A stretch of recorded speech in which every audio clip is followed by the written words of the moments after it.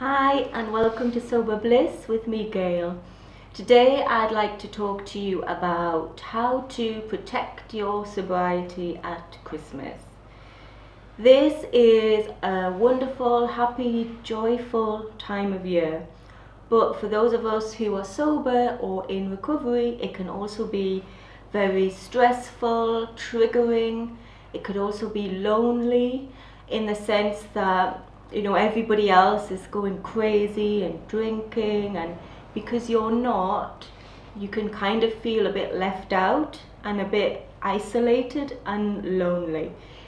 And also, just because it's Christmas, it doesn't mean that you have to suffer. It doesn't mean that you should throw away, all of the hard work that you've done to get where you are now. Therefore, protecting your sobriety at this time of year is so important. So today's video, I'd just like to give you some advice and some tips on how you can do that. The first thing is, and I always say this because it's so true, and that is to be prepared and plan. So look at, what's coming up for you in the next few days, in the run up to Christmas, the run up to New Year. And really get clear about what it is that you want to do. If there's anything at all that makes you feel uncomfortable, makes you feel that you might be tempted or makes you feel anxious, then please don't go to that particular event. It's okay to say no. And you don't need to give an explanation if you don't want to. No is a full sentence. So you need to think about yourself and make yourself a priority. Protecting your sobriety is your responsibility, and that's what you need to do. You need to put yourself first before anything else, before anybody else, and not feel guilty about it. Planning what you want to do is the first step. And if you do want to go to any party or event, then make sure you have lots of strategies in place. So, phone ahead, find out if there are any alcohol-free alternatives that you can take and what they are. Also, if it's, quite a posh event and you have to send an RSVP, look at the invitation, because at the bottom, often it says, dietary requirements or something like that. And it's fine for you to put in there no alcohol. After all, if they can cater for vegans or people with allergies, then they should be able to cater for people who don't drink.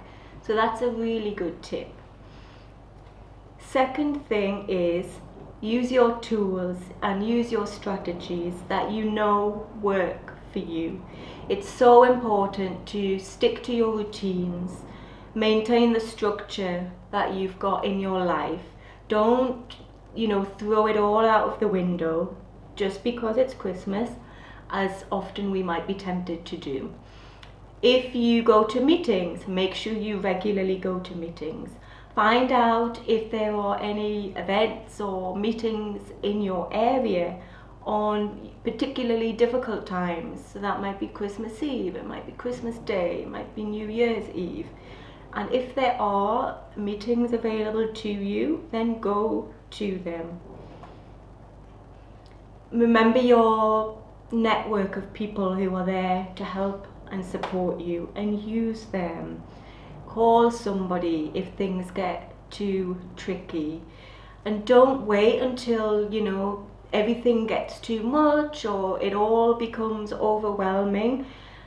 Know in advance what these difficult times might be and reach out for support beforehand so you don't get tempted or triggered. The next thing is to look after yourself, and I also say this quite a lot, but it is so important.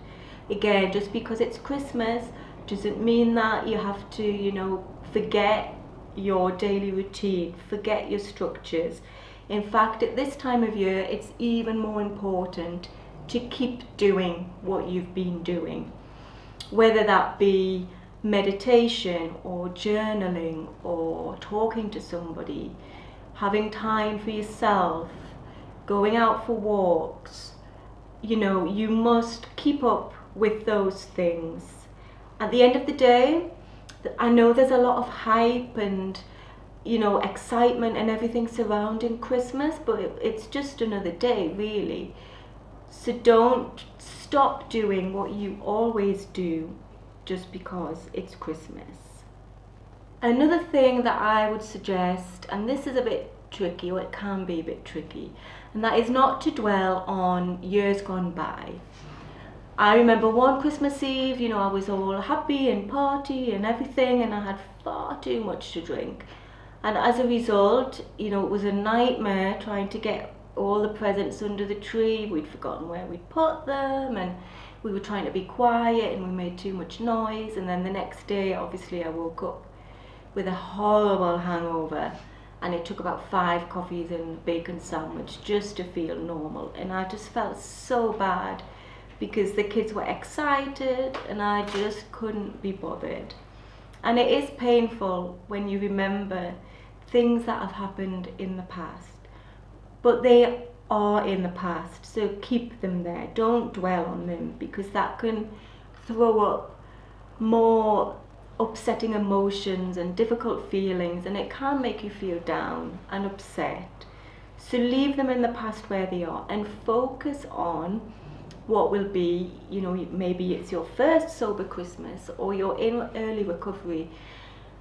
And you need to remember that this is now, you are doing something amazing. It can be a wonderful, happy, exciting time of year, as long as you leave these past feelings in the past. So focus on today, focus on the now, and enjoy yourself, relax.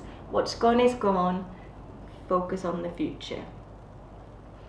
Another really good tip for you to protect your sobriety is obviously not to do things that you've done before that you might find triggering. For example, if you've always decorated the tree in the evening with wine or whatever, then change that completely. Why not decorate the tree in the morning with some nice coffee or tea? Get your kids involved, get your family involved. Try and break away from things that you've always done and do something different. Now is the perfect time to create new traditions. Make sober Christmases your new normal by doing something that you've never done before. If you've always wanted to go to church or go to a carol service or visit the lights in your town, then do that instead. I think we get kind of hung up on the tradition of Christmas and having to fit in with everybody else's expectations, and do what we've always done because it's Christmas and that's what you do at Christmas. It's time to forget all of that. Do something different. Do something that brings you joy. Do something that is safe for you. And that's another thing as well, I suppose. There's this whole huge expectation, isn't there, around Christmas, that we have to have fun, we have to be happy. And it's kind of forced and it can be a bit false. And if you're struggling and you're trying to be happy and joyful and you're really not, then don't carry on pretending. Get away from that situation, get away from that moment. And that's where kind of creating new traditions comes in, because you're not forced to be in the same situation that you've always been in. You can do something different, do something that makes you happy. The last tip for today is to don't keep everything bottled up inside of you. If you are in that situation where you are being forced to be happy or you're just not comfortable, then don't carry on. Don't suffer in silence, because it's when we do that, then we can be tempted to have a drink or, just say forget it, I'm going to start again in the new year, which is ridiculous because of all the hard work that you've done. If you find yourself in that situation, then please remove yourself from the situation. Go outside, talk to somebody, call a friend, message somebody, tell somebody how you're feeling, ask for help, ask for support. You are not alone. And I know it can feel a bit isolating, like you're the odd one out, that everybody else is, going wild and crazy, and you might feel a bit lost, or you might be worried that you're being boring. You're not. Why shouldn't you have a good Christmas on your terms? If you are struggling, if you are worried, then please reach out to somebody before it gets too much. Christmas is a really lovely, happy time of year, and you should be able to enjoy it whether you're drinking or not. So please be aware of yourself this Christmas. Know what you can do, know what you can't do, know what your triggers are, and know your support network, who you can turn to, things that you can do instead. Do everything you can to be safe, be happy, and protect your sobriety this Christmas, because you deserve it. You are so worth it. So on that note, I'd like to wish you a very happy, safe, and sober Christmas. If you need to, reach out to me. I'm here and I can help.